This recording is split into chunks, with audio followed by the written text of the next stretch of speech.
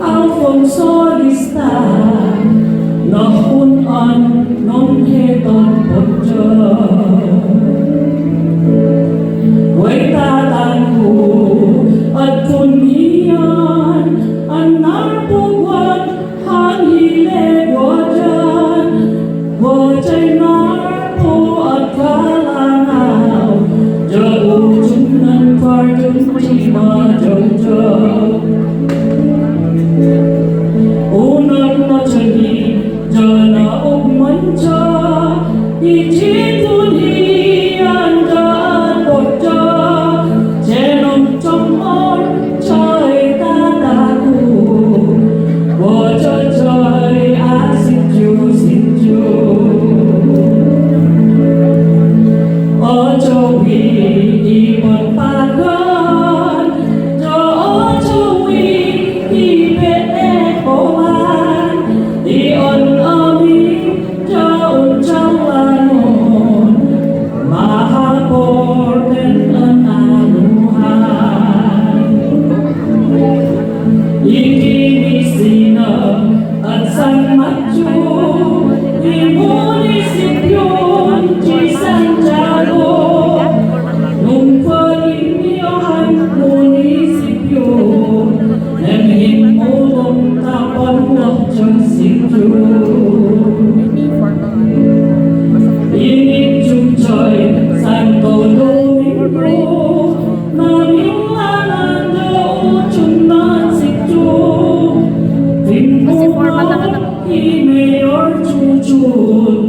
Mayor kaninyo inang hamuan Imali cimanpong an arkaw At San Matthew versus Mayoyao Unahapitan ay cimbang deri Neng talin niya uy imali Congressman hola, cinahanan imuy Potia, ang mani ay ni problema, join atang noon maniman. May 11, 1955, na-approval Chikuncha ifay. Municipio Republic Act 1222 Impoichi at Ichitagon at Bunhian na kunjaman lanon Join chacha ang petisyon Tamisina Jan Bunhian Congressman Romola, an elebasa, iji Congreso, Declare, iji martial law, nagis maya, ujing tataku.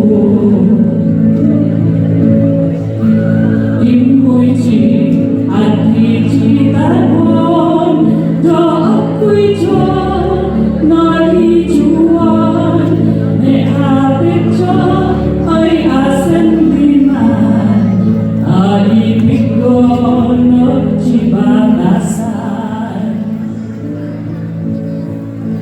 1980 bulan Marso, nung bata nila di Marcelo, nung epot Chinbil, ci Aguinaldo, join Faujoy, akong Walberto.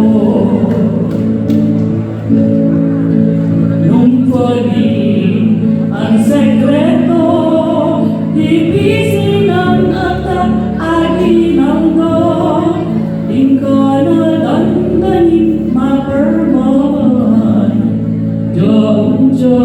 เป็นอันดีลาว September 20, 1980, Renarmon, patagpala hindi, Aguinaldo at Bunhian, imaahe tayo puni dyan.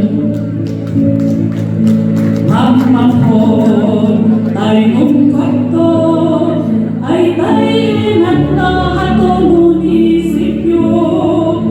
Mayoyao Aguinaldo, Alfonso Lista, to distrito.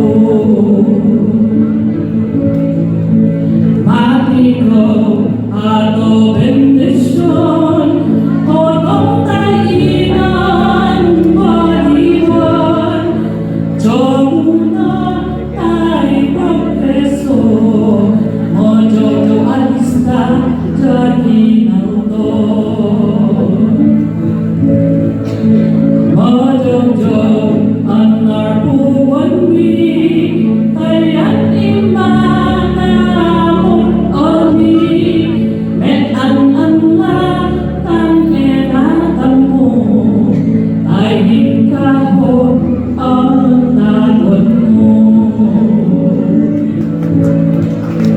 Mayoyao anar buwan mi, kaya't imanamon oni, mean-an mananatan mo, ay hingkahon ang tagon mo.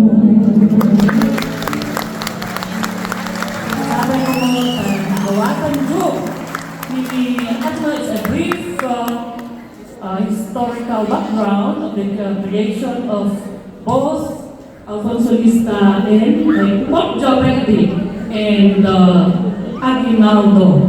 Hijawat kung en-enon lumikhamha at tomojo tao.